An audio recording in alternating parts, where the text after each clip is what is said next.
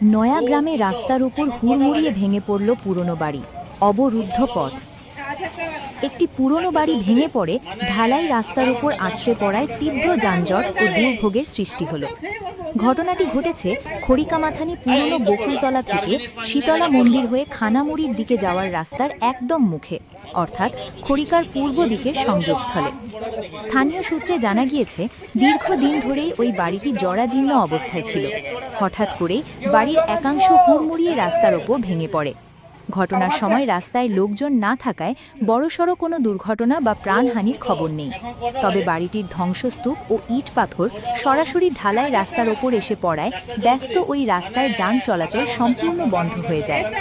রাস্তা অবরুদ্ধ হয়ে পড়ায় খানামুড়িগামী সাধারণ পথচারী ও নিত্যযাত্রীদের চরম ভোগান্তির মুখে পড়তে হয়। বেশ কিছুক্ষণ এলাকায় যাতায়াত পুরোপুরি থমকে থাকে। পরে স্থানীয় বাসিন্দাদের তৎপরতায় রাস্তার ওপর থেকে ধ্বংসস্তূপ সরানোর কাজ শুরু হলে পরিস্থিতি ধীরে ধীরে স্বাভাবিক হতে শুরু করে। Bureau report, direct news. মানে আগে থেকে এই বাড়িটা কি ফাটল ধরেছিল? হ্যাঁ, ফাটল ধরেছিল, ফাটল ছিল, এদিকেই ধাপটা ছিল।